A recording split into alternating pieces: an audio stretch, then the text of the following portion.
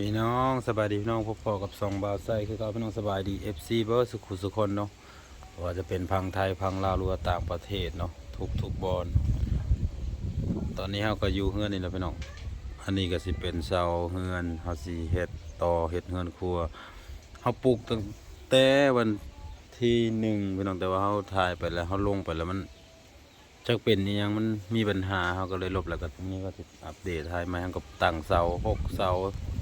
พี่น้องเอ็ดเป็นห้องแบบจักสิว่าจะได้แบบล่วงไปเลยนะเฮ็ดโหดครัวแต่ว่ามันสิเป็นแบบใดนะยังบ่ฮู้คือกันพี่น้องหังกำลังตั้งเสา6เสานี่พี่น้องยังบ่ทันได้ใช้ไม้หังก็เอาเสาขึ้นแดดพี่น้องมื้อนี้แดดแต่ว่าแดดลมท้องฟ้านี่ไม้เครื่องไม้แต่ว่าอ๋อพี่น้องความโศกหลายห้องใหม่เฮาอุปกรณ์เฮาที่เฮาเอาไว้นั่นก็คือปวกขึ้นพี่น้องตัวเสียหายหลายขนาดพี่น้องปวกกัดปวกโอบจักอาสิว่าจังใดเฮามาออกมาเซาะเนาะเพื่อสิปรับแต่งหน้าใหม่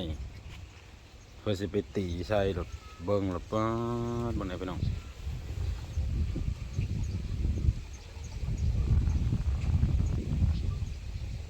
เสียหายหนักไอ้รอพี่น้องปวกขึ้นปวกกัดตัวไม่แห้งกระจำกัดเนาะงบแห้งบ่มีแห้งกระเต็กตื้มปวกนะสุดมันนี้เฮาสิม่างแล้วพี่น้องเฮาสิม่างมาเอาปวกออกขูดออกก่อนโอ้ยเนาะจักแม่นอีหยังทาโทมเข้ามาโซ2 3 4ตัวหมดแล้วเพราะว่าปวกนะพิลึกเราก็เบิ่งอยู่ เบิ่งพื้นตลอดอยู่แต่ว่ามันก็เห็นบ่คักเนาะแล้วมันขึ้นทั้งพื้นนี่โอ้ยเนาะไม่ไหวทันหอดปีซ้ำปวกกัดเบิดเลยอันนี้เบาไส้ที่ทำการสำเร็จห้าสีนมากออกมาขูดขี้ดินขี้ปวกขูดมันโอบไม้นี่ออกก่อนเนาะโอ้ยบนหนาเลยเนาะแบบเสียหายเบ้อเสียหายหลายรอไม่แห่งก็เงินแห่งบ่มีเนาะถูกถ้าได้เป็นแห่งก็ตื้มพูแถมเฮ็ดนี่ก็บ่ได้อันจ้างอีกได้สร้างก็สมัครให้พี่อ้ายเฮ็ดมันบ่มีเงินจ้างมันก็สิขึ้นโค้งก่อนยังกับบ่ทันมีสังกะสังกะสีกับบ่ทันมีปูนหินอิฐทรายโอ้ยังบ่มีทุกอย่างแต่ว่าสิขึ้นโค้งไว้ก่อนคันบ่ขึ้นนี่ถือว่าเรียบร้อยโลดใหม่ปวกกินเบิดเสียหายเบิดไอ้ตะปวกก็เราในนี่สังเกตดูแล้วพี่น้องนี่ไม่นะที่กินเบิดเสียลายรอนี่ตัดนี่ก็เต็กนี่เนาะโอ้ตะกี้ไม่ดีๆนึงมันกินไปจนชีเบิดง่ายเป็นแผ่นโลดโอ้น่ะนี่เนาะโอ้ยเนาะผูของแดกโอ้ถ้าจนแบบหัวเข้าสุดลงแล้วนะแบบจนซอกแล้วนะเห็นเลยเงินแห่งบ่มีถูกตัวใดแห่งตื่นเนาะบางเนี่ยนะเบิ่งแน่พี่น้องโอ้เนาะจักสิใส่ได้สำไรแล้วไม่กับแบบนี้นะเอาขึ้นไปตีก็เพราะ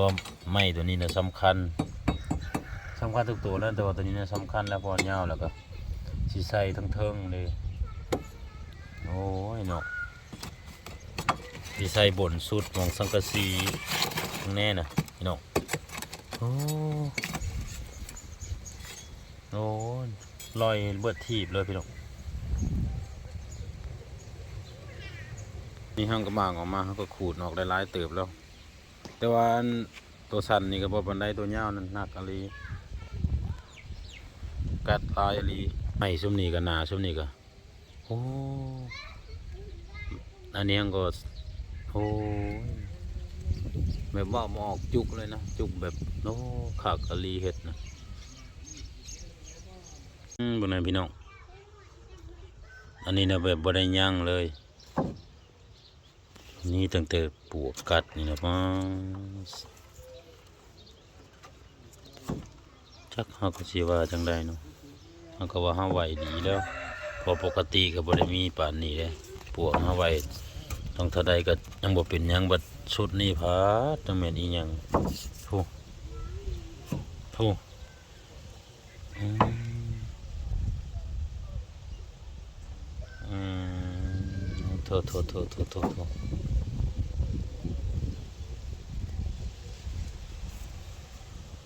ทอนในกระเต็กเห็นบ่พี่น้องมีแต่ปวกพี่น้องอูติดพาในกระเต็กแถบสิบนเรือเลยมันสิเป็นเฮือนให้เฮาอยู่บนน้ำเงินเสียหายหลายเลยหักไปละ2-3กัดกลางกัดกลางกัดกลางปวกนี่เป็นตัวเหลืองๆ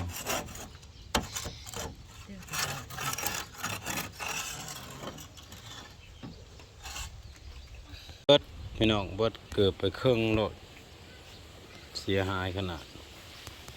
ปวกไม่ทนนี่มั่งบ่ได้ยาวโพดมั่งกับเท่าแม่ก็มามั่งสดโอ้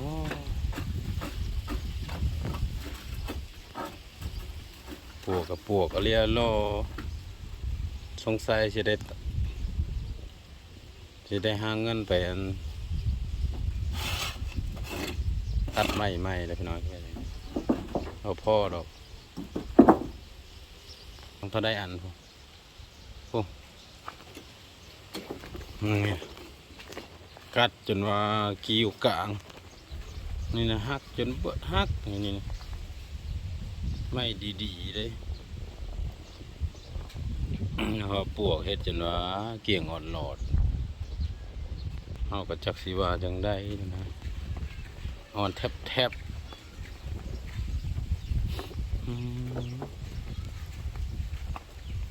บ้านนี้โจเบิ่งแล้วขากะลิแต่ว่านี่แหละยังไม่ต้นยาวสุดมือห่างพอได้โอ้พวกนี้พี่น้อง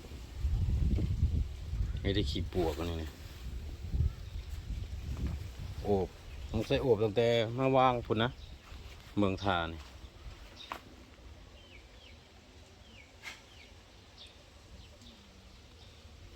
สิเป็นเฮือนไห้หรือบ่น่าสิได้ตัดต่อเอาสิได้ตัดต่อเอากระแทกโอ้ยน่ะเป็นแมนเนี่ยบ่มีแต่ละเองก็ตื้มนี่สิเอามาเฮ็ดคอเทิงอีกข้างบนอีกไม้ยาวๆเพราะเราปลูกเฮ็ดจนเบิดทรงสิเป็นแบบนี้แล้วก็สิทุบห้องนี่คิดว่าสิทุบคานี่ค่าห้องนี่นะพี่น้องเขาสิทุบเฮ็ดลวงไปเลยแต่ว่าสิขั้นห้องอีกลวงก็ทุบก่อนแต่ว่าสิยกคนสูงๆพุ่นเด้อระยะเมตรตัดเตยบ่แม่นปกทอศาสตร์โอ้ยเนาะ